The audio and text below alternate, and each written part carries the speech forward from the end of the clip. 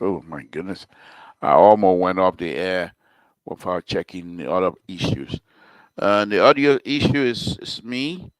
Thank you. Thank you. Okay, here we go. Okay, here we go. Okay. All right. Samson told Labra Pabrino, I want to thank all of you again tonight for tuning in. We appreciate it. This is what we have until we get our new or the old set up correctly. We will continue to face the kind of thing from time to time. But thank you for staying with us. We appreciate it. Thank you very much.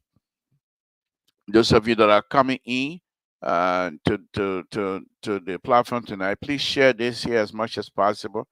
Share this, share this, share this, share this, share.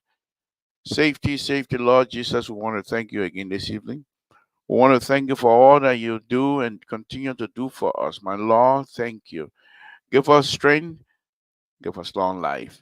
My Lord, we ask again in this public manner that will you please bless the Republic of Liberia, bless the leadership of the Republic of Liberia, bless President Wakai, bless his hands, whatever he touches, my Lord, in the interest of the Liberian people, we ask that you bless him and guide him, give him long life as well. My Lord, we ask that you bless the whole country, the United States of America. In Jesus' name we pray. Amen. Safety, safety, finish. Come on, let's go. Let's go ahead. Let's go ahead. So, uh,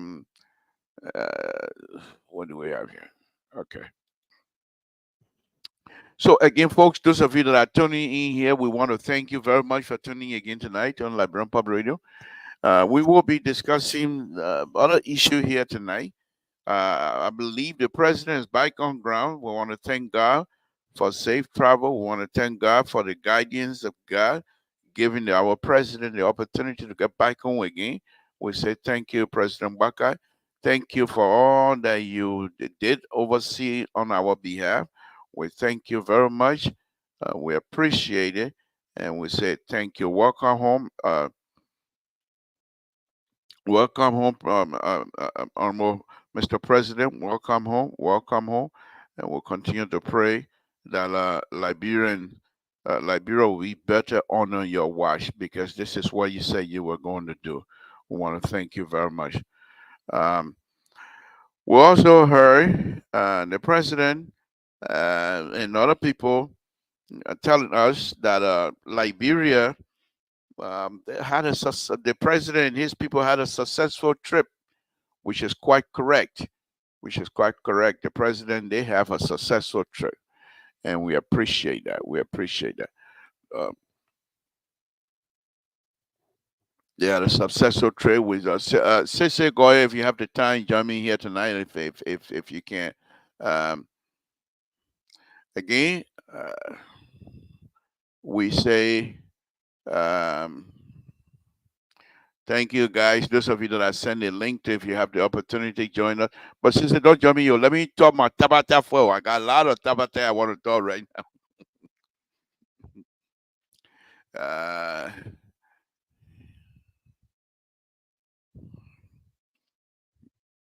Okay. Again, Samson told Labra Pabrino. Want to thank all of you again for tuning in. It's been a wonderful, wonderful time. We thank you. So the tabata that I have here, folks, you guys, the Liberian Public Radio fan, prepared us that when we step out of our comfort zone, the preparation that you give us when we step out of our comfort zone, when things start being thrown our way, you prepare us so much that nothing bothers us. So this evening, I went on ELBC as one of the panelists, and I was being very truthful based on my own engineering experience and the Liberians that were calling in.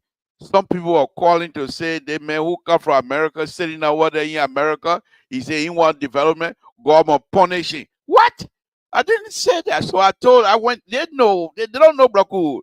They don't know the liberal. So I went back on there and said, I mean, who said that? God bless me. They were there causing people for God to punish me. God will bless me.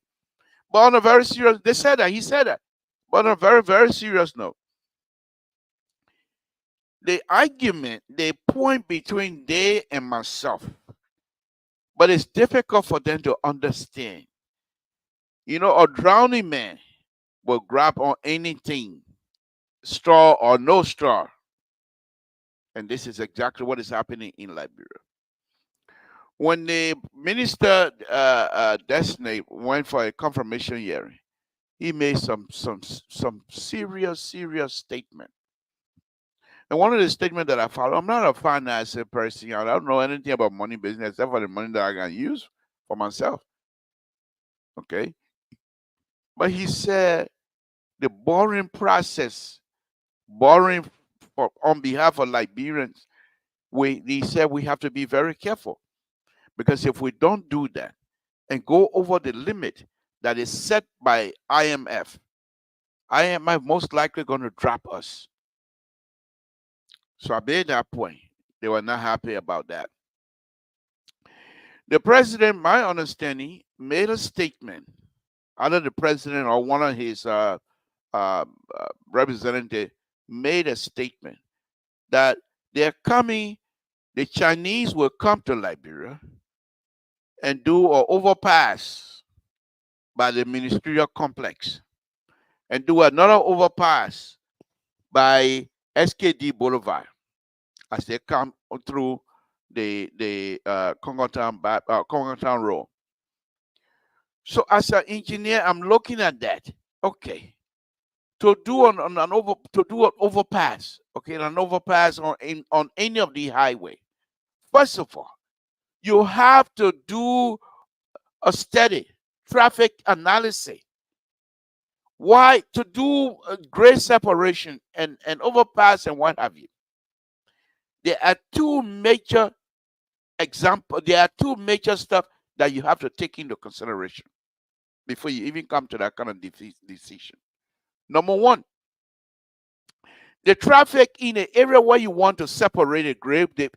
When you say separating grade, usually means the train track here, the road here, so they're in conflict. So you separate the grade by lifting the road up so the train track stay here, or you lift the train track and the road stay here. So at least the conflict it's somehow minimized. Okay. But they say they're going to do an overpass, which is the same. So the question that I ask is, we're not stupid anymore. I will speak. I supported this government. I supported President Bakai because I believe in him, strongly believe in him. But I'm not going to stop speaking up something that I see. President Bakai is not an engineer, so he's not making decision based on engineering experience. I have that. And if I see it, I will say it. Quite recently, when President Baka said, we will not, before the summer is over or before the dry season is over, no car gonna get stuck in Liberia. Okay.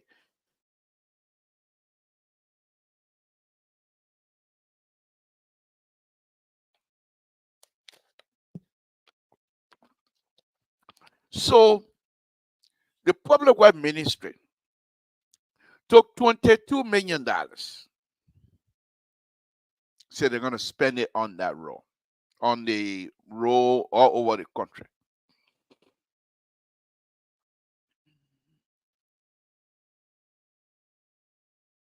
Okay, whatever. So they're gonna spend that. Fine. They took the $22 million. He actually, according to the information he sent us, he actually spent $8 million of the $22 million by giving it to different contractor. So the entire country split into zone according to them. So there are certain zones that have certain length of road. Say some Lofa County zone or whatever zone they have to call it over. So they have maybe 250 miles of road. But that road, they give it to a specific contractor. So, okay, you contractor A, we want you to do this road. Not only are you doing it, but we'll want you to maintain it. So, for example, the southeastern side, I don't have my paper with me right now, but they give it to a Chinese company, and they give the Chinese company over $2 million. Okay, over $2 million. See, yeah, over $2 million. The first cash over $2 million, and they owe at the Chinese company. They owe that Chinese company another, I think, $6 or $8 million that they're supposed to do it with the length of the project 2 years to do how do you call it, maintenance. So when they did all over the country, they did that, and this is why I will not shut up. First of all, I don't need job. I don't want job from them. Second, I, Samson, have done some design in Liberia. I keep pointing out this road, the road that lead from Congotown Road that go past former Vice President Howard Taylor House. I designed that. That was a dusty road. I designed that. But here's an issue with those people. They are so crooked in Liberia. The crook business in Liberia is not funny. When I did the design, I find out that their properties adjacent, or their property line up along the roadway itself. So I have to lift the road, okay, just so that I can have proper drainage. So when I lifted the road, I said, okay, I don't want water leaving my road to go into the people's property. I don't want water leaving my road and filling in the people's yard. So whatever it is, we're going to put pipe along the side, underneath the gutter. We're going to have a pipe. That's just common design. I did it. I sized the pipe based on my hydraulic calculation, everything. I sized the pipe. I put a pipe in there. Finished my design. I think I showed you guys that before. Finished my design, give it to them. They decided they were going to cut corner. They eliminated the pipe. The money, I gave them all the estimate, and according to the story that I got, the estimate that I got, which is an engineering estimate, they were over that engineering estimate by over 100, almost by I believe $150,000.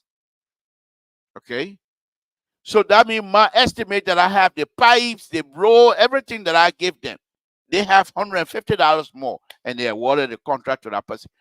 Go see that place. No pipe. I have sidewalk. The sidewalk, I have the sidewalk. I give them standard sidewalk, 6 feet sidewalk. The sidewalk they have, 3 feet.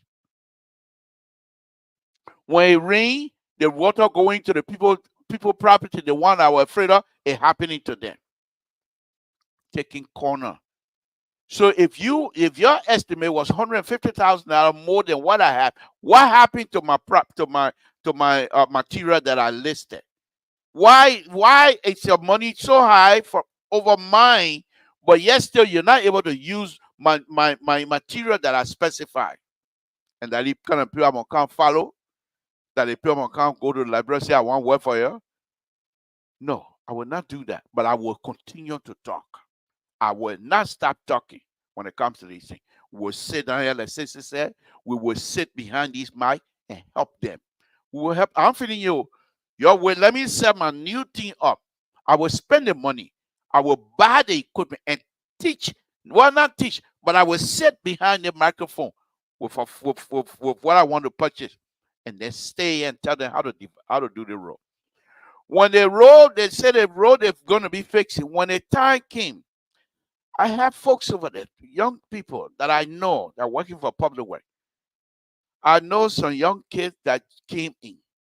So I called this man. He's one of the insiders. When I'm ready to do the thing here, one day I will call name, not now.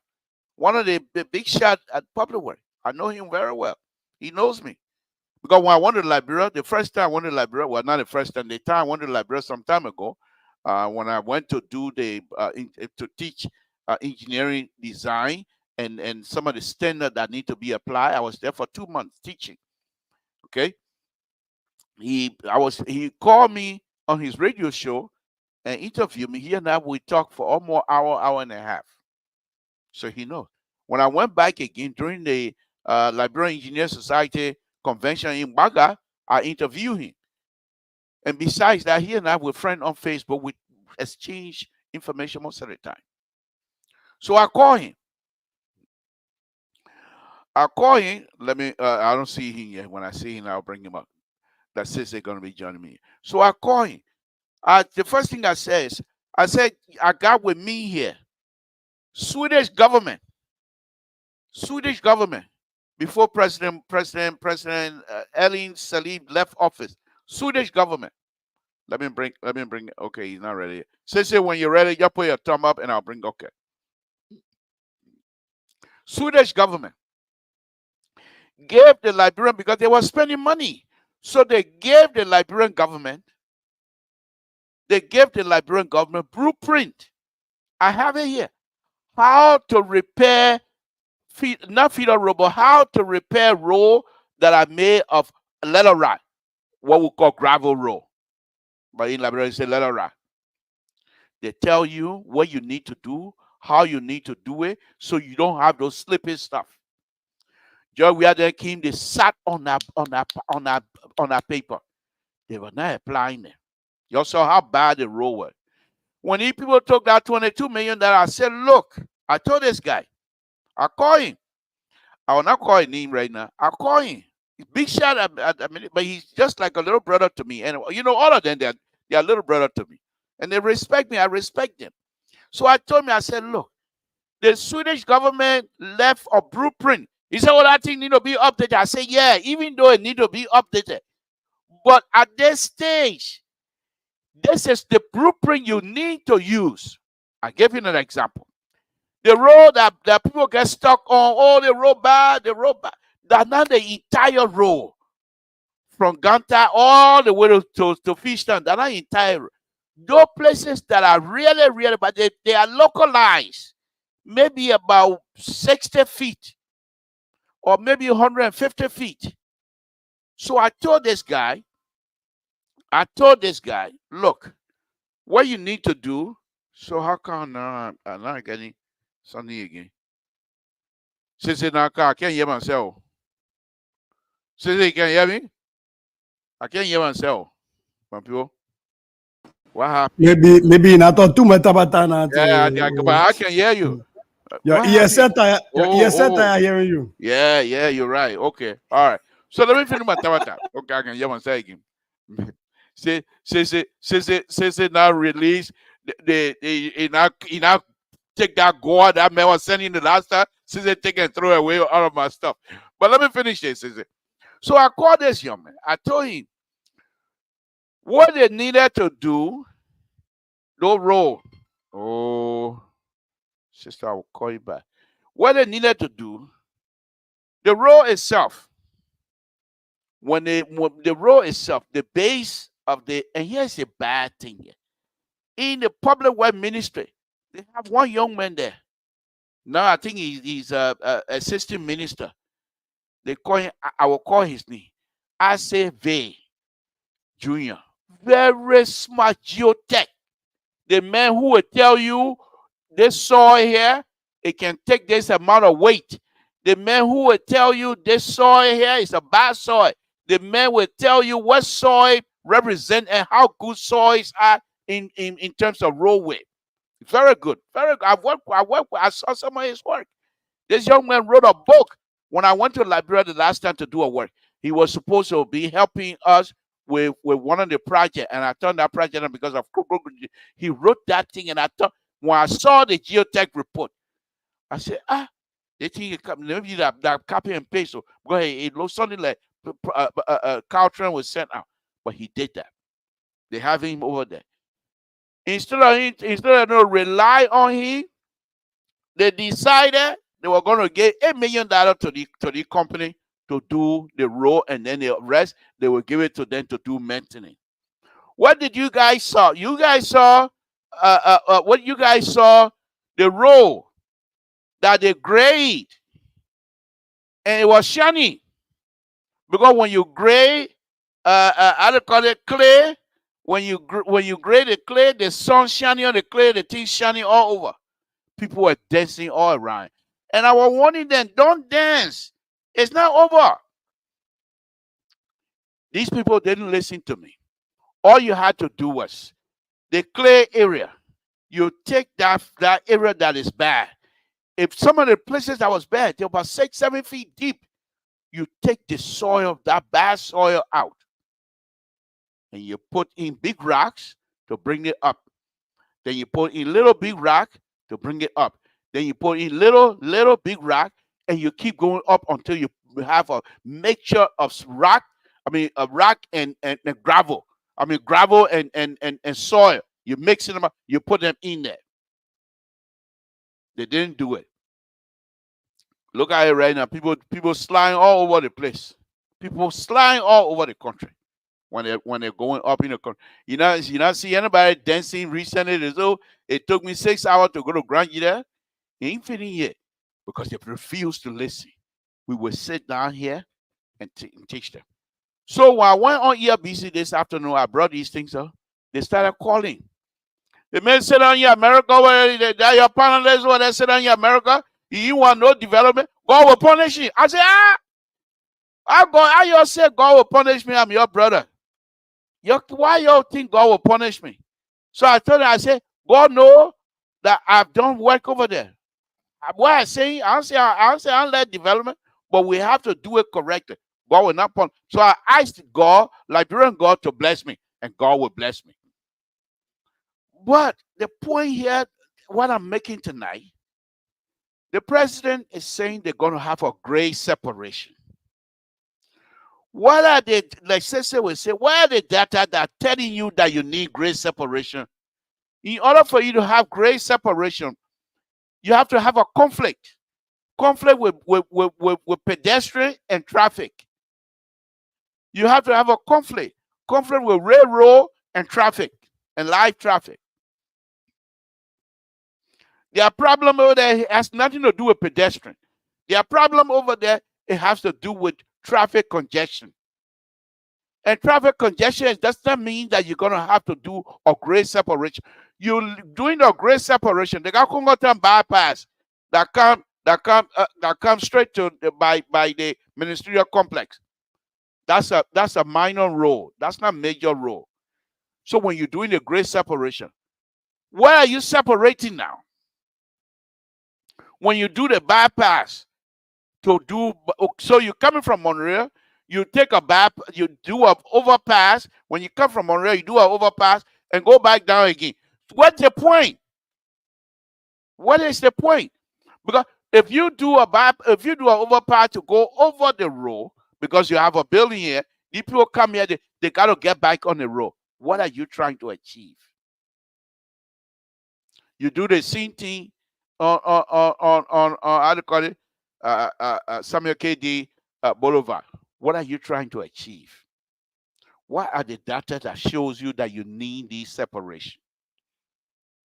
And all I say to know, and the people in Montreal say, I don't like development. They may sit down in America over there. The people, they don't do nothing for us in the country. They just sit down in America. All they do is just criticize. The other man call. The kind of thing here, God will punish him. I said, no, God will not punish me. God loves me just like you. But what did I say? I didn't say anything bad. Anthony was trying to defend me, but I know I can do better myself. But this is what we have. Let me bring in Sissy. Ma Esther, good evening. Thank you for joining us. Sissy, what's on your plate, Chief? So you got spit roasted today, huh? Big time. Big time. I mean, we did a phone call twice. And everybody that were calling. I missed the show. I was busy doing. Everybody that were calling. The men said they what they do. They sit down in America. They don't bring no development in the country. They don't anybody bring development. No people that go will punish anybody against President Waka development. God will punish you. There are three things at least happening in there. One is ignorance. Folks don't know things and they don't want to learn and they don't want to see the authority on the issue. The second part is people think that when you support a governance structure, that you have then forfeited your right to criticize that structure. And then the last part, which is very just crazy, and I've talked to some people about that, as I was being demeaning to them. Why do people believe that when you are in the diaspora that you owe Liberia? Like, I've been on shows where I've talked about educational policies and how to change. And the first thing you get from people, how many schools you not being in Liberia? But suppose I want to invest in building schools. What is your investment in Liberia? Bro, you are living in the place. Where you want to investment in the place? Let me bring in Terry. Go ahead. Go ahead, and I've told people before, and I'll say it again, I don't care how people feel. The money I make here, if I want to invest it, I look at all of the financial literacy training I've been through. I gotta look at the security of the place I'm investing. I gotta look at my return on investment.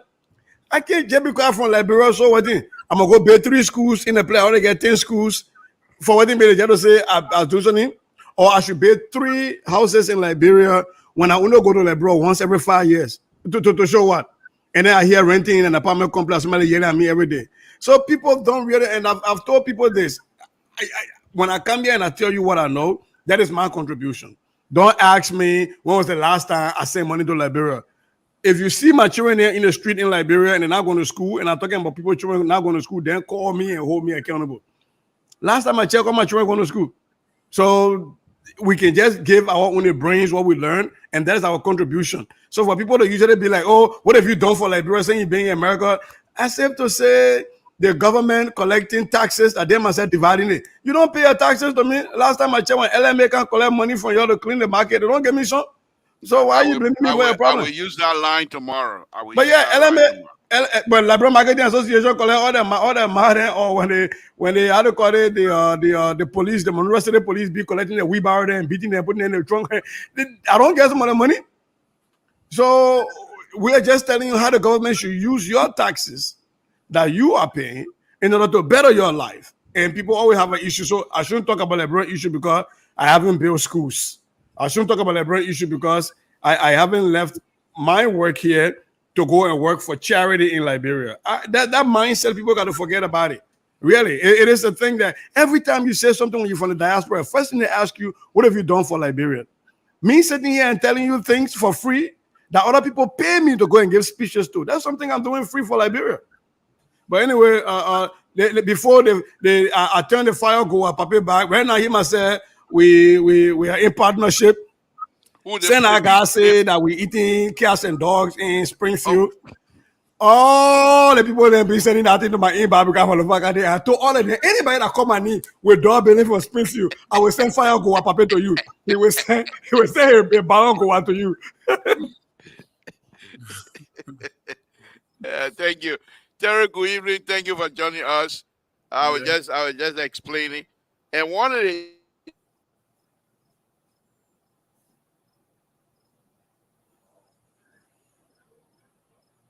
You muted yourself, Libra. The president, when he went out, he went to ask for aid from other government, and they loved the way he explained. But if you listen, if you listen to the incoming finance minister warning us about excess borrowing, about the future of when I said they wouldn't. Oh yeah, it makes sense. But where in America, he coming to contact people out. The people are just so anxious. So for me to say, be careful how you borrow, because once according to the IMF, once we pass certain stage, they're gonna drop us. You think Chinese will continue to get you money? So I gave them an example. I said the Chinese that will come here and do what? When they get paid, they're taking the money right back to China. If you're not doing anything free here, you borrow all that money, half of that money, not even half, 75 or 80% of that money going back to China. But so the problem is that the people don't understand. When you take loans, are you media center? No, you can hear me. We can hear you. I think that you're not hearing me. No, no, that you're not hearing me. I Okay. think Go one ahead. of the problems our people don't understand is that loans, whether it's government taking it or No, not, have to be you paid can back. hear. Oh, okay. Terry, you hear me, right? Okay. I'm Okay. hearing Go ahead. specific very Go clear. ahead. I'm even hearing Okay. liberal, but I don't know if Yeah, it. I'm hearing Libra too. But Esther said that he Chinese phone getting her down today. Yeah. So the problem is that people don't understand that when you borrow as a government, future citizens have to pay for it. Nobody's saying don't borrow for development, but make sure that you're borrowing wisely and you're looking at the terms and conditions, the interest rate of those loans. You remember a few years ago when we had that government shutdown in America, a lot of places like Moody reduced our credit rating, the United States, and that was creating problem for the U.S. to raise money because the interest on the money was going to go up because now you have a less than stellar credit. So it's the same thing Amara was talking about, that we don't want to over borrow. I think we like what 50 almost what 2% of how much we borrow to our whatever GDP or whatever you're comparing that to. The problem is not that you don't borrow, but you have to be careful because when you start swarming yourself in debt, then it becomes difficult for you to pay the debt. So all you're paying are just interest on the debt. We all know that here that get credit cards in America. If you're just paying the minimum, you're just paying interest on the credit card and you never get done paying off that credit card. And I think that's the argument that Americana was having. For me, I am for borrowing. I'm for borrowing to build roads. I'm for borrowing to revamp hospitals and build new hospitals. I'm for borrowing to build seaports, more seaports and more airports around the country, and for more schools. But we have to be careful how you're borrowing. You got to be careful of the terms and conditions. You got to make sure that we don't borrow to the point that we all die and our grandchildren in Liberia are still struggling to pay the interest on the loan, not even the principal on the loan. And I think people have to be open to having these conversations. You can support a government, but you can also rightfully hold them to book. One last thing I heard from somebody, and I've tried to copy that is there is no statute of limitation on the truth. If it was wrong last year, it was wrong 30 years ago, it was wrong 40 years ago, it's still wrong now. We can't say because it's been 30 years ago, we can't speak on it. We can't say because 50 years ago, people did it. The truth has to be spoken. Even if I love you, even if I supported you, we have to say the truth because Liberian people have to understand what they're getting into. You celebrate all these roads, you celebrate all these machines, that's good. Development is good. But also make sure that you are mindful that you owe people and you got to pay the debt.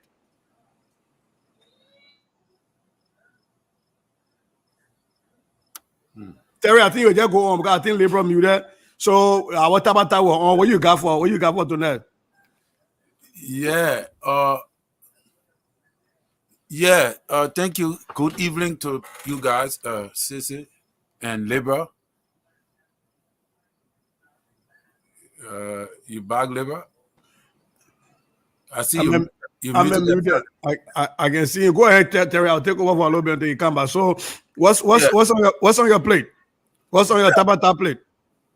There are a lot of things going on in the country, and one of the points that you guys are raising here, that what it is, and I was thinking about what you just said about the eating dog business. I don't know if that what Papi in power now, that why because the kissy people let dog in it, but I won't be. My man, ain't see your problem you get. Ain't see your problem you get. Ain't see your problem you get. But I will actually, call daddy in like bro. He still gets my balloon go out.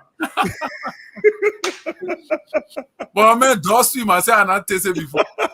The man say, I've been in American the man say, you white people who respect their dogs, they can take them like their family. In rural America, that get guns. These people with guns that didn't want you went to their door, eat it, and didn't do nothing, but they just let you go for free. Yeah, the Malima uncle there. The Malima uncle there. They will take you down with all no fear.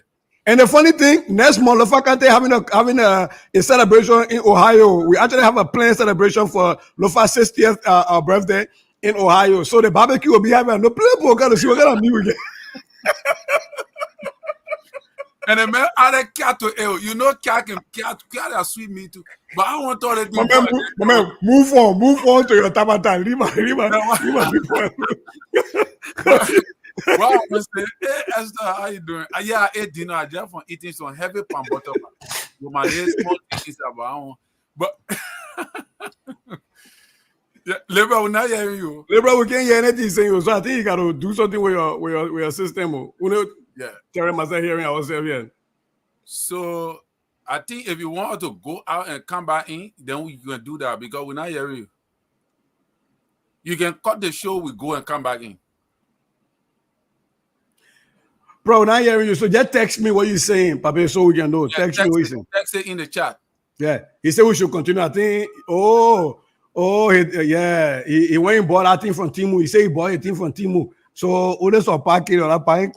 You The other see, part on Shane that can, he got all of when you join the Chinese organization, he can't talk today, so we just deal with him. He said, so Esther and Pato say he bought a thing for Timu, and then he bought the other part for Shane that can. So Timu deliver half for it.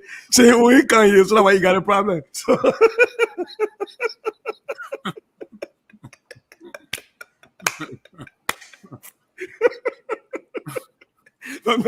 Terry, I beg you back.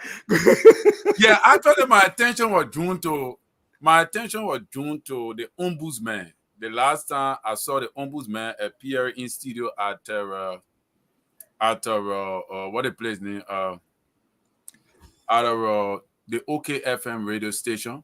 Mm-hmm. And he made some assertion there that fact checkers guys, the fast check, they found out that his assertion was not true. I think he said something about the WIAC, the chairperson that's supposed to preside over the WIAC, that he is a government official. He's appointed by the president or appointed by the president. But where the country represented the country director for WIAC in Liberia. Right. Okay. The overall, and so it should be a presidential appointment. No, it's not a presidential appointment. He said. So was that what he was saying, that the president should be a presidential appointment? Oh, okay, all right. And it was checked, and fast check came out and said no. I think there's a certain organization is responsible. The organization for WIAC is responsible to recommend that person, and that was corrected. But what drew my attention was he made some very, very important points that I believe if he really meant what he's saying, then I think it could really effect change in Liberia. He said something about government officials not being that a government official should not just call on the radio and partake, in political affairs when there are major political discussions being held. All right, and I thought that was something very serious to look at. And he was asked on what is he doing about those who are in government position, and at the same time, they still occupy their political position. And I told my own lady you were talking, say, and I started that it must where they will stay behind. And I started Martina day. Right, you were right. You were right. And according to the code of conduct, you're not supposed to really be doing that. No. So, and he was asked, he said, but if that comes to attention, they have to deal with it and all the kind of things. So I thought that was very, very important to look at. So to me, I think the ombudsman is a very important position in our country. And I think that if he's really mean what he meant, then great things can happen, because the ombudsman also extend to he bringing credibility in ethical performance in the society. And he outlined so many things that if they really see what they could tackle, and including reprimanding senators and representatives in regards to them declaring the asset. He was asked about that too. And he said something very important. He said that the LACC it is the responsibility of the LACC to report to him or to them, giving them the information as regarding who are those that have not yet declared the asset before they can prosecute or take action. So I don't know whether the LACC had done that or not, but it just remained hanging. So I think if the ombudsman really does his work according to what he's saying he's doing, then, but my question would be, who is to reprimand the ombudsman? If the ombudsman goes wrong, is he occupying a tenure position, or is he like appointed by the government? I mean, or by the president? He's appointed by the president, but it's a tenure position. Okay, so that means he's independent. He cannot just be fired Right, he should be independent, but there are causes for which he can be removed, and there's a process. But he can't just be. He doesn't serve at the will and pleasure anymore of the president once he's been confirmed. Oh, okay. I Yeah, thought that was and I think he has a lot of pointing there. One of the things that I find a little bit refreshing right now is that there are people in government that are willing to hold the government feet to fire. right. I haven't seen that in a long. Before I lost my thoughts, I said, please on this. There was something I wanted to say that I didn't get. It just came back. He said something very important that I think was controversial. And the journalist asking Clarence Jackson, asking the question, said, but why? But what if, because he said something, he said, like, for example, right? If there's a information sent from the finance ministry to another ministry in regards to monies and malpractices or so, that person that received the information cannot publish it. It is a government. He cannot publish it, that information. If he do publish it, he could go to jail for that, or he could be persecuted for that. So it means that information that journalists are getting from inside government, apparatus in regards to malpractices, corruption, and things that are not totally investigated, those who giving those information, when they caught, they can be held liable and go to jail for it. That's what I understand. For example, like the alteration of the budget that just transpired a few days. So I really got confused on that area, but I don't know. But you can proceed. Sorry for interrupting. No, it's okay. I think some of the things there just has to do with when they go to these retreats. Are they teaching these people in government how to behave? Because the thing about government officials just picking up their cell phones and calling willy-nilly on any talk show and having comments, that has to do with just a basic training of who you are and what you don't do, right? So it's just, but everybody with a cell phone and an honorable title in Liberia now feel the need that they can call on every radio station, and they forget to know that whatever you say gets considered as government policy. That was one of the reasons I didn't want Eugene Fagon and D-Flow to be on the show on Nylon, Liberia, because I said, my point is that you can't come there and say, I'm speaking as Eugene Fagon, the private citizen. No, whatever you say gets considered rightfully so as government position. So people just have to learn that there is a chain of command. There's a cadence of communication. Who does what communication when at what time? When are you empowered to speak? For example, just because you are the minister of state doesn't mean when somebody says something about minister of state that you just go ahead and speak. You sometimes defer. If it's a legal issue, you get the acquiescence of the minister of justice or the legal advisor to the president, and then you talk to Jeremy Pia and the other people at the information ministry, and then you come out and they help you and say, here is your talking point, so that you are disciplined when you have those talks. But everybody just pick up their phone pro and just do everything. I think for me, it ain't even supposed to be something that the ombudsman talk about. That's just basic discipline. Right. But it's just discipline. The other piece is that I'm happy to see people disagree with the government or stay in government, and they don't have to resign, right? Let's take, for example, what happened at the Ministry of Internal Affairs with those people being asked allegedly to go to the airport and meet the president. Right away, there was a report that came through from the government, a written document that said, no, we're not doing this, right? We haven't been used to that, where the government can correct itself without saying, oh, somebody else is in it, so they just go in and we'll go away. The people get tired, the noisy minority will get tired of go away. No, you corrected right then and then. So for me, I am really excited that those things are happening, and people are going to make mistakes along the way. I trust that the ombudsman, everybody else will make mistakes. But my thing is, if you make the mistake, be willing to correct it and be willing to learn from it. Don't go be like Pharaoh and be just stubborn about it because now it's my mistake. I'm just gonna sit down there and be high-headed. And I think those were some really good points you brought out from the ombudsman. I think that's a good thing. I don't know about this WIAC thing though. I gotta check it out because I don't know. But for what reason would that person be a presidential appointee? I don't see. He actually brought us some assertions and some accusations against the WIAC. I think the WIAC chairman or the WIAC director, stating that WIAC refused to comply with them because there were Well, accusations well, that who them now? With the ombudsman or with the Ministry of Education? with the ombudsman. But does the authority extend to WIEC though? I Does it? think so. I think so. Okay, So all right. there's an investigation that ongoing that made him to ask the WIEC guys to present certain information, and this, according to him, they refused to present the information. And according to him, that is a violation. And then I think one of the WIEC guys called in, and he did say that the reason we did not comply was because we are in court. Okay. That was his justification, that he did not comply with the ombudsman because the case is already in court. I think there's an accusation that the math test leak. Okay. There was a leak of the math test.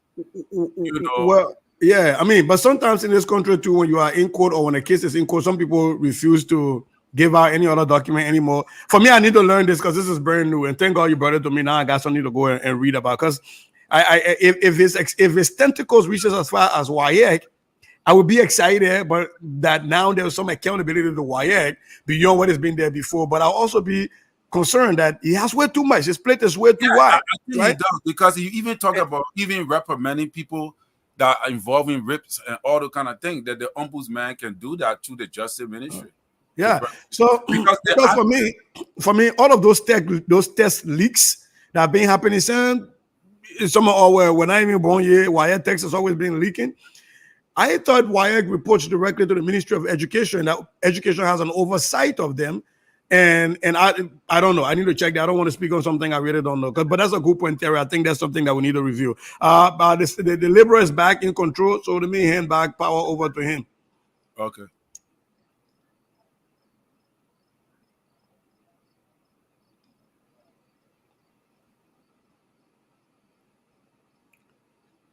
Oh, we're still not hearing you, bro. No, I think we got to all go off and you maybe redo the show. Then that would be fine. I was trying to see if he sent me a message, but I haven't seen a text from him. Yeah. Oh, Sissy, he said you should go on, Sissy. Oh, okay. All right. So, so one of the things one of the things that caught my attention was the retreat that the legislature had, the education retreat that they had. I thought it was sad that they did that. I think they spent about $100,000 on that. Oh wow! For senators and representatives to go out of the Capitol to go sit and talk with quote unquote stakeholders about education. And people just went and did grandstanding, took the mic, the speaker talking about stuff. I thought that was disrespectful to the Ministry of Education, the experts they have in the ministry, number one. Number two, a gross misuse of Liberian people money. If what I'm hearing is true, again, I don't have the raw data, but we're hearing that they spend somewhere around $100,000. That is about the annual salary of about 10 principals. That is enough to give to the Liberian Standard Authority. Just yesterday, I was on LBS with the Liberian Standard Authority, and the guy is telling me that since May, the people that work for him have not gotten paid. Wow. And these are the people in charge of our standards, making sure people are calibrating the gas station. When you go for 1 gallon, you get exactly 1 gallon, making sure that operational material that come in for the hospitals and all these places, they are checked, they are up to code, making sure that people that are, bringing in alcohol, beer and stuff, that they are up to code. All of these toothpaste and stuff that come from China, all of the paint that they don't have lead in it, setting standards. And these people have not been paid since May. But you were able to take about $100,000 to go talk about the education stuff. When the Minister of Education has already done that work for you, she did a county-wide tour. They have already outlined the problems, and they outlined what the solutions to be. I think it would have made sense to just invite the minister and her subordinates to come to you and tell you, Madam Minister, we are concerned about the status of education in this country. You did a tour and you've collected data. tell us where are we and what are your possible solutions. I think that would have been a better use of the Liberian people time and the Liberian people money. But I thought that was disrespectful. When I saw that in Nimba, I was very disappointed that the speaker and the pro temp and the honorable members of the legislature chose that was a good way to spend the Liberian people money. But I thought that was what she did already because she have toured the country. She did. She did all the counties. I thought you were already presenting data analysis, like you said, on what was what her achievement, what she looking at that is not right. Like everybody talking about teachers who are not being paid, voluntary teachers, the data analysis about how many schools in certain districts and counties, what are the defects, the downtrodden and the uptrodden, the upsizing of the productivity of schools, the curriculum versus all the kind of thing. What are they learning? Because you just see the disparity between those in Monrovia and those in the interior. The gap is so huge. Like somebody, I think I was watching that, I think at LBS or one of these radio stations where somebody called in and they said that, okay, that was LBS. And they said that the guy should break it down for them because the people in the interior do not understand what it means by budget alteration.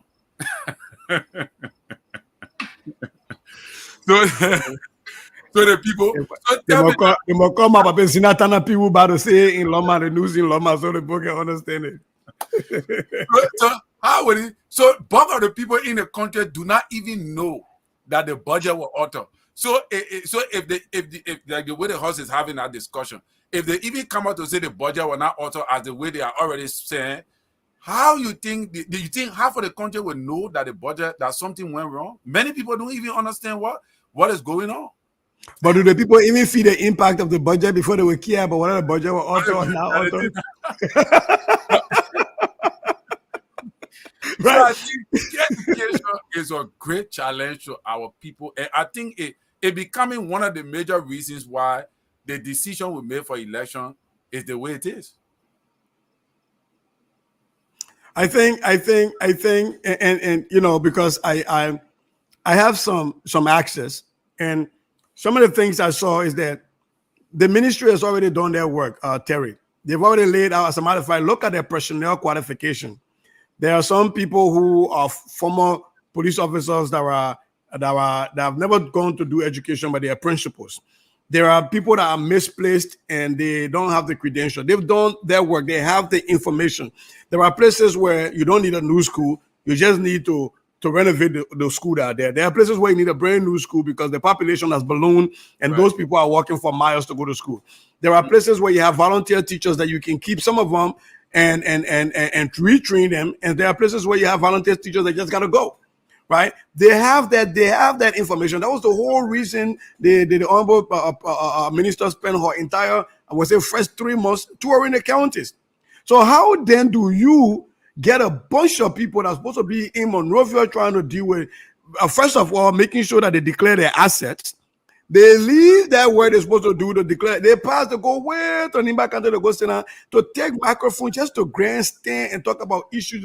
Then you don't even give the bulk of the time to the Ministry of Education. This could have been done right in Monrovia. That Terry, that's the point I'm making. The minister and the ministry, everybody in Monrovia, that you call them in for a hearing, and it can be over 3 days if you want to. It can be 4 days. They keep coming, and they give you all of what they found and what their possible solutions are, and you ask them critical questions and you hold them to account if you think they need to be an accounting. But you don't leave and go on a retreat for something that you have people getting paid to do that have already done. Or you just ask the people to get you the thing. And if you think it's not credible enough, then you hold them to account and tell them this thing is trash. Go do something else. Can you imagine? So the next time, Terry, my question is, they did that for education. Would they do that? Would they do that for health and agriculture and the security sector and everything? No. So this is just a grandstanding, a misuse of public money, which really hurts my feelings, especially after. Don't you think it was a strategy of how the information minister choose to make her own rounds, like make her own a vision, like her own vision as regarding education, like maybe we can do it in this county this year, and the next year we'll do it in another county. You think, I don't know, but maybe The thing is, they haven't even listened to her, right? So the woman went to all of the counties. I would have hoped by now the chairs on education, Senator McGill in the Senate, and I don't know who his counterpart is in the House, would have asked for those for reports. Madam Minister, you made a county-wide tour. Give us your assessment. They should have had that report. So if I were Nathaniel McGill and I'm heading education, I would be offended that Pro Tem Kanga decides to go have a retreat on something that you could just come to me and I could hold my people accountable for to provide to you. That's the point I'm trying to make, right, Terry? Because there are people in line that should be having their information. Like right now, WAEC has come through. Everybody's depending on what WAEC put out there. The ministry is supposed to be. The ministry I was thinking, because there is a discussion now being held that the 10th graders, I mean the 9th graders, will not sit for 10th grade due to not being able to have the WAEC results. So does that mean that the students cannot be promoted because there is no WAEC result? I think that is bizarre. Well, no, but even besides that, MCSS just came out with a guidance. Because some of their principles that students who fail the WAEC should not be promoted to 10th grade. Wow. So it's going to go across the board? I thought it was only one school that was doing that. No, because it became a problem in MCSS. And some principals are trying to move the kids, accept kids in 10th grade that don't have a WAEC result of a failed WAEC. And it was one school to another school. And a guidance got put out there. At least I'm quoting what I saw on Facebook from his own page, that the MCSS is not going to allow that. Now, my problem is, if the MCSS is not going to allow it, is it being allowed in total? Is it being, I'm messing with him because he gets that right now. He gets that,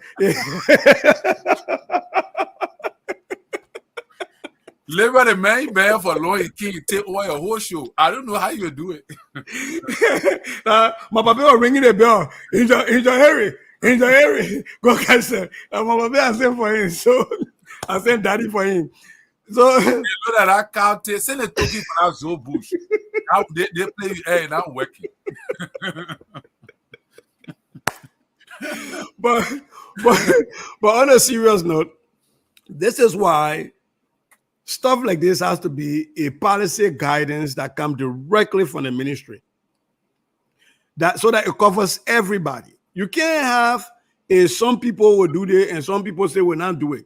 If it is the ministry position that based on their mandate that you have to pass the 9th grade WAEC exam in order to be promoted to 10th grade in Liberia, then it shouldn't matter whether you're going to a public school or private school or MCSS or you're way down in Zuluwo, you should not be promoted to the next class.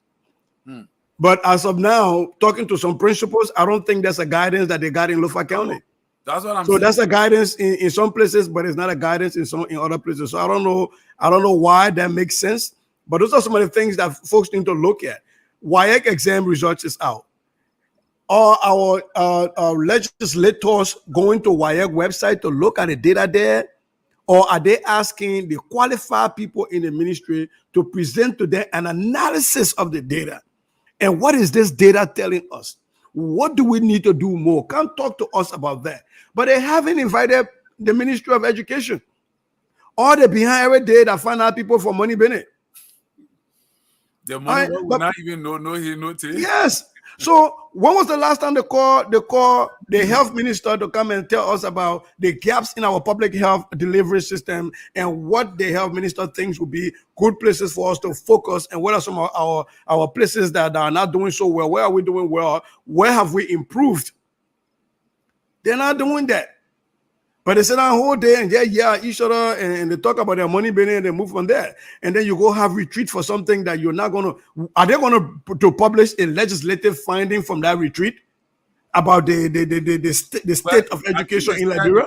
Because we're watching it, they said they would do. FPR sent journalists there, and and the guy did very well. But at the end of the day, just what you're saying, the woman did not have a playing field to deliberate on her data analysis. They So didn't give her enough chance. They didn't. They yeah, didn't. so we caught up between the sisters. But yeah, man, that's just what it is. That is the Liberia trouble for you, and I think we're not gonna get anywhere for now because, take for example, if you got a whole country cut off on the Monserrado County, people depending on to be the most informed county, then it means that how are we going to survive in the next when it comes to electoral processes, decision making? Then we wonder the kind of leaders we have in the house. But we can't give up though, Terry. That's my one thing I said it last time. I don't think I think these people want us to all just wave our hand and let them do what they want to do. But I refuse that now at this point, Terry. But I refuse that. This is CM brother, is that there is nobody fighting. We come here, we talk, but aggressive Liberia politics need aggressive people. We need people that can stand and battle. We don't have those kind of people anymore. That's my point. We don't have those kind of people. I heard Vendela Patrick. Vendela Patrick is a hero, but he's alone. How long can he fight for? You know, and all of that. And we need people on the ground that can muster the courage to challenge the system. People that can really challenge the system and rise up and speak and shake the government. Because Liberian government, if you don't shake them, they will not move. Like the whole entire thing now we're talking about, what the thing or this the alteration of the budget is quietly dying down. Quietly dying down. Yeah. I was listening to Honorable Dillon. He posted something online wherein he was interviewing the guy. He was standing behind it something, and the way he was asking the man questions, just to say they have already propped the man to to asking the question they asked. Everybody got interest. Like the man, it's rude, Terry. Terry. You know who does that? Terry, it's rude to be eating and talking at the same time. So when they men are eating, they give me the guitar. So money not good. Noise. It's not good table manner to be eating and talking at the same time. That one is money not let noise. So, you know? But you know, to the point I'm trying to make here is that we have the likes of Vendela Patrick. I have my own law here and there with him, but he does do a lot of good work to a great extent. But we can't only have the firebrands. You also have to have the people who don't only come and yell and do the firebranding, but also proffer solution. Because here's my thing. You can shame these people when you conscientize the Liberian people. Tell the Liberian people that this is the mistake we see. These are the things they're doing. Here is what we offer help. Here's what we offer solution. They refuse to take it. I think when you get to let the Liberian people know that the excuse that government cannot do it by itself is not a good enough excuse anymore because there are other people out there offering to help you, then the Liberian people will say, oh, but yeah, we say you must do it by yourself, but Terry offered to do this. The other people offered to help you with this and you didn't take it. I think then my piece is to undermine that argument that many governments have had in Liberia and they've brainwashed our people. Every time you try to hold them accountable, they say government can solve all the problems. Okay, fine, that's true. But what are the partnerships you're forming to help you solve all those problems? And so one of the things I started doing, I'm reaching out to the ministry. I've started telling them, I'm going to find ways here in my own little Minneapolis that I'm in and see, get some invitation for them to come here, give them access to people who are educational leaders in the state that I know, give them access and let them plead their case. And maybe even sometimes prepare them on how to plead their cases when they meet these people. And let's get the help out there. Now, if you refuse my help, or if you come here and the help goes and you misuse it, we let Liberian people know. That's true. Because to the liberals' point today, with Liberian people pointing fingers like, oh, what have you done? What have you done? I want to be able to tell them, say, I invited 5 teachers from Liberia to come and train here. And instead of the ministry sending me teacher, they send me their girlfriend in. I want to be able to show that. Or I want to be able to say, but you know what people do with scholarship, right, Collins? That's the point. But I also want to be able to say, oh, we invited 5 teachers. Those 5 teachers came, they went back, and the ministry have placed them in several villages in key places. They're doing well. We have to be able to do that. I think we got. For me, I'm at a point where I'm tired of just always asking the same people. We will force them to do good for them. I agree. I think that's a good thing. You want to take it the diplomatic way. But unfortunately, Liberia is a country that based on politics, which is good. And I really want you to do that because, if you have sound people in a country, They would have been thinking about, oh yeah, that guy who can be on LBS, CC, let try to reach, or even the like of Magay and other guys from the Senate and representative that is presiding over the educational sector. Okay, I got people under me, I got staffers under me. Try to reach out to that guy and ask him what are his ideas in regards to education. Let him write a proposal, in regards to how we can get this educational system going, how we can engage the educational minister to see how best we can proffer some ideas.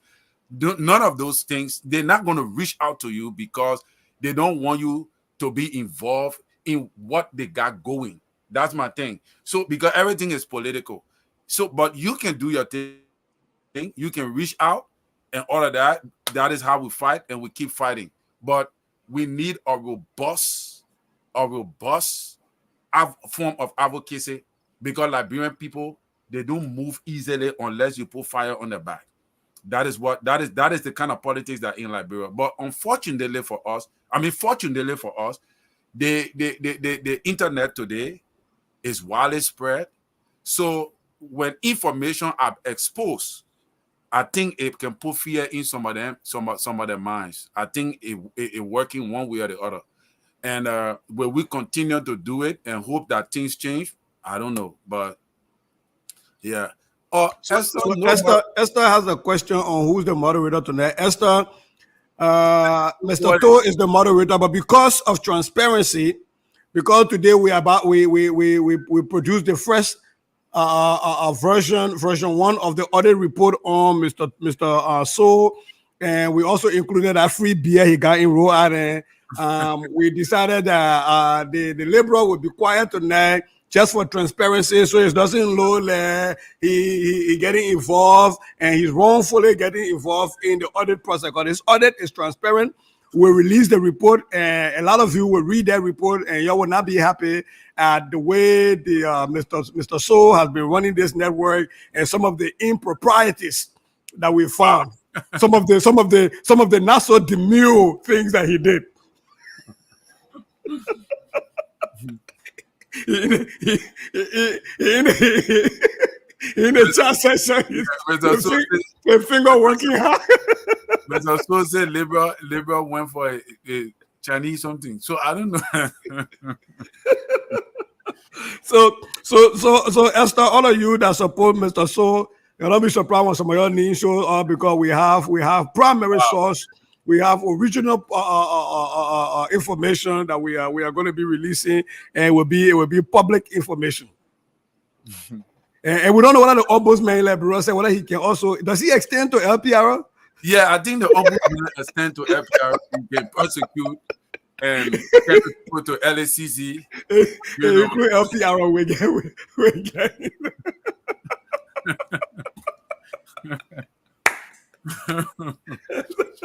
Esther says you are. No, Esther, tonight I think the Liberal is having some sound issue and some other stuff. So by the way, Terry, let me pick your brain on some stuff. Political tolerance in Liberia amongst our young people. You're much younger than me, so I can hopefully it's not disrespectful to you for me to say it that way, but political tolerance in Liberia. Our inability to disagree with people and not disagree without insulting or without being combative or without assaulting people. I don't know if that's how it's been all along in Liberia, but when I was much younger, I don't think, maybe I wasn't exposed to those things. But you, as a younger brother to me, and also as a religious person, I know I joke with you a lot, but when you are a preacher, you are molding minds of young people. You are getting them to form some values around some things and how to think. When you see those things where young people will just cuss, insult, get in the street, people older than them, and sometimes even get into fights and throwing rocks and stabbings. How do you, in your frame of reference as a younger person and as a religious person, what do you think about those pieces? And where do you think we are heading as a nation? Yeah, I think it's is the result of a new generation, a new breed of young people coming up who do not know the culture that we're from. Because the culture is not have not been taught to people over a while due to maybe the war, the fragments of the war. I don't think people are educated as the way you and I grew up with our parents beating our butt for the wrong that we did and guiding us in the process, learning how to respect older people and all the kind of thing. So I think that home training that was instilled in our generation or you guys' generation passed to our generation because I saw that is not ready, is not having a trickle down effect on the young people growing up in our generation. That is why today you see a lot of young people going on drugs. A lot of young people go to the school, they're smoking drugs, they're smoking cigarette.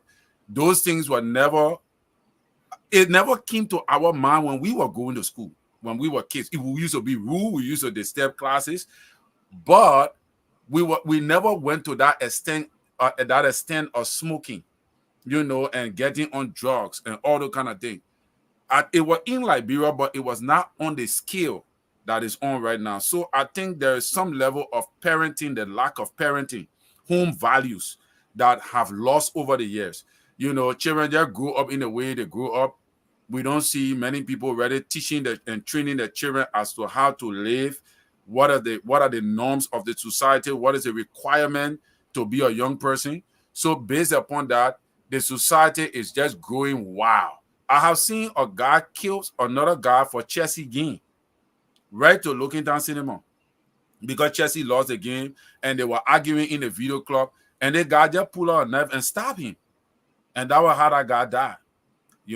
So, and it happened a lot. And even on social media, you see people they vent their anger, they cuss people off when you talk about a political leader and you just say something and try to analyze stuff. People get angry, they become sarcastic, and they start to abuse and all of that. It's just because of our way of upbringing. Every one of us came from a different school of thought, from a different upbringing and all of that.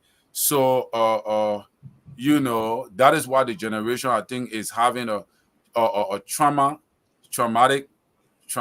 a post-war Post trauma. traumatic, yeah, post war stuff. Because I Yeah, was going to ask you on that, and we'll be getting out of here at 8:30. But I was going to ask you further on that because the war arguably has some role to play in there. The trauma, some of these kids growing up without parents because their parents died in the war, and some of them were born to younger people, kids having kids, and so they didn't have the time to take care of their own kids. But it's just puzzled me that just yesterday I was watching, somebody sent me some videos. Young people will get on the internet. And I don't know that they don't understand that the internet never forgets. Whatever you put out there, even if you delete it, it's still there. right. And these people will put a phone to their faces and just go rude and just cuss. And the part that bothers me is I remember when I was growing up, for people to cause Marcos, beginning I can call Marcos in the community, nobody want to be around you. But people now Right. will cause Marcos freely, and both men and women are doing it. There are some mature women with children, not just in Liberia, by the way, but Liberians even in the United States, that will put themselves in front of a in front of a camera and just Yeah, use the worst word. So my question to you is, this is what we have. Who should be leading the fight on this? Who should be leading the work to turn this back? Should it just be a government issue? Should it be also a partnership between government and religious entities like the churches and the mosque? Should it be also inclusive of the schools? How do we get out of where we are? Or is this just something we have to now just live with? Yeah, I think it's a conversation of all, because all inclusive, the school, the church, and even civil societies, organization can also come in to help, because we must understand that the hype of the internet also is causing some of these problems. Some people do not know how to express themselves. The best way they know how to express themselves is through anger, and people want to be seen. And the new technology age that is emerging have given people the opportunity to just display, themselves, and they will get thousands of viewers. So it's a hype, it's an internet age hype. So I think we need to look for people that is able to carve to change the narrative of the mindset of those who get on social media, as to how. And I think Facebook is trying to also bring in some regulations, but the regulations are not really helping because people still come on social media and act rudely. But again, I really think that we need to help. We spiritual leaders, civil society organizations, everybody need to help. The schools, education, like you guys who are in the education, or you are educator, we all need to provide, a tutorial for decency, because that is it all about ethics. Those are all ethics. When you learn ethics, you learn the approach, you learn human. When you even learn communication, you don't get to that extent where you start abusing people and all the kind of thing on social media. But again, today were just to take up when a woman take off her clothes on social media, she makes money, she get viewer for that. They when a person abuses, they get viewer for that, and some of them even make money. Yeah, So monetizing their pages. Yeah. definitely. So and people have different demeanor. So as a result, they will just go ballistic, and based upon that, they will attract people. So I think we need to educate people. We need to go back to ethics and teach people some level of decency, restore that culture of decency, the norms of being humble, respectful, regardless discussion. Regardless, like on the show, we can have heated discussion, but nobody never abuse nobody. We at the end of the day, we laugh, we crack jokes, and we move on. But some people don't know how to do that Yep. because it's all about the mindset, how they, and the upbringing, the value system you come from, and your level of communication. I think your level of intelligence, IQ, and all that. So I think we need to contribute. Yeah, and even even though there are some people who pages are monetized and they're getting paid out of being indecent, right? There are some people who are not even they're not even getting paid. Like I've been on the show sometimes, and sometimes I would joke with like what's his name Wilton, and say the three guys that are coming, the Holy Trinity of the CDC, and what's his name Breakable will come and give me a hard time. He will laugh and go by Bende, and the people I'm saying there about won't care. But if I tell you how many people have been in my inbox insulting me and my mother, Wow. simply because you say something and you hold a position against a political entity. It's for me, I see it. It doesn't rattle my spirit because I'm usually am thinking, what we encourage you, not knowing me from anywhere, hear me make a point about where I stand on an issue. What we encourage you to get in my inbox and insult me and my mother and everything else. I think, So sister, you bring a lot to the table, and people are afraid of you. You see, one of the things is that when you see those kind of thing is that if the level of fear of your IQ, fear that you know a lot, and they expect you to be on the side, all right, it's because of what you know. So when people listen to us, people listen to you, people listen to everybody, they know the differences, and smart people know smart people. So I think you got to understand that will come along with no, the for me it doesn't bother me, right? But I'm just worried that this thing goes on way beyond that. Because if me who don't come here to be cussing, I'm getting this thing. Imagine what for else. the person who caused you, right? Imagine what else is happening somewhere, right?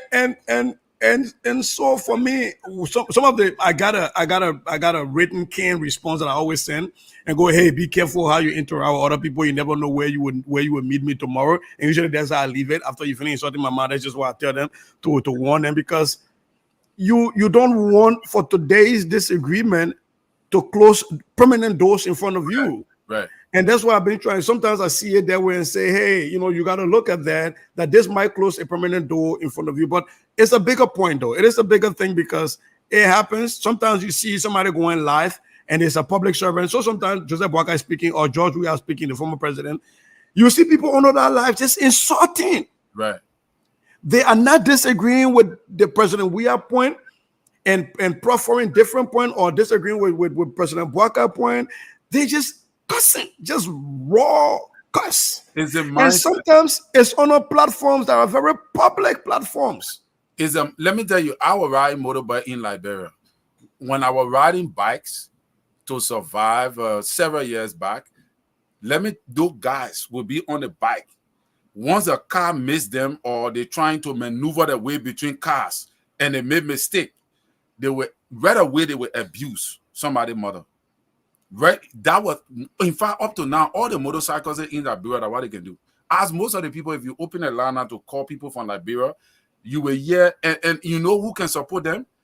The people that ride with them, the passengers, women. Some of them are even women. They riding with the boys. They will be supporting them for abusing drivers and other people's mother. The taxi driver can do it to the motorbike can do it. So it's just a mindset. They abusing like you guys. But what a thing that you got earlier on when I came here, I was talking something about how people are talking to labor. I think on the show. Yeah, on the show that America, yesterday in America, yeah. This is the spirit of jealousy, because people know that they know when, because you are here and you educating yourself, you informing yourself, they know your capacity. So it's a sense of fear pressure. So in order to make you feel like to not present yourself the way you know how, they throw that tantrum to scare you away. And I was talking last night that nobody is going to scare us. We are the ones that Liberia is waiting for, because God has brought us here to make us, to inform us so we can go back and help our society. And they cannot threaten us because they know your capacity. All that thing they're doing is just a sense of fear because they know they don't have it to offer. They don't have it to offer Liberia. So, and when somebody tells you, oh, you have not made contribution. So what are you doing now? You leave your time. Do you know that you can be making money right now in this country? I just keep on doing PD. I can't join the show. Yeah, and you got a family. You could be with your family. So if you take all that time alone to come here and educate Liberian people in regards to what they need to do to have a safe society and an improved economy or an improved country, that is your contribution, and you are contributing your quota, and to Liberia as well. And that nobody can pay you for it. The value of knowledge you bring to the discourse to help Liberia, if they were following it, the economy will change, and they can't pay you back for it. No. That alone is weighty enough to be a contribution that cannot be, reimbursed. Okay, so let's try to close. We got about 2 minutes. So I will start with the laborer for a closing argument. The laborer that is to close.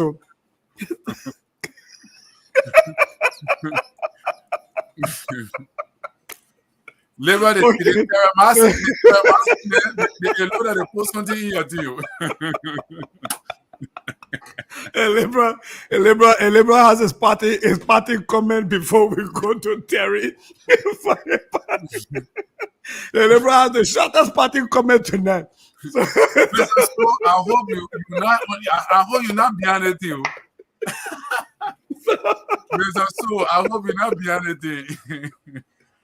So we will go to Terry. We're going to Terry for a party statement tonight, and the liberal has ceded his time to you. We got 2 minutes to close. Terry, go ahead. Yeah, I think what we need to do is Liberia need a change, and the change is us. We can make it work. We can make it happen. I think we're too afraid. I think we in the diaspora, we are too afraid to do what we're supposed to do. But if the diaspora cut off support from Liberia, the economy finish. What we're doing, that means we are the ones that Liberia is waiting for. and with our expertise, let us keep talking. I don't think all hope is lost, like you said. Let us just keep talking. Like I was watching the Liberian football game, when they drew with Togo, I was excited, but then later on again, Algeria beat us again. Nigeria can't do your thing, eh? So I say, what is with Liberia? What is ready with our country? But I think we can make a difference. Thank you for the show, man. No, thank you so much. I think that's a brilliant point to stop on. We can do better, and we cannot abandon Liberia. That is even in those of us that have U.S. passports, it will say country of origin. We always have Liberia in it. You cannot run from Liberia. I think we just got to make sure that we remain involved and engaged. You can love a politician and stay chastise them. You can love a political establishment and stay chastise them if you understand that at the end of the day, the central theme is the republic. It's the republic that we all owe loyalty to. And so I can respect somebody and I can advocate for somebody and even run their campaign and still call them out if they're not doing right by the people of Liberia. So having said that, it has been nice being on. Sorry, I've been gone for a long time, but Terry, it's nice seeing you. The Liberal, please take us away. Good night, everybody. And one last thing before the Liberal does that, when you come on the show, can you all please try to continue to share our show? When you join the show, please share it. So that everybody else have access to watch what you're watching, and if possible, please subscribe. We have a subscription button. We don't do cash app here. We don't beg a lot, but this costs a lot of money. So if you could just subscribe and or share the video, that would be great. Good night, everybody. Good night, Libra. Good night.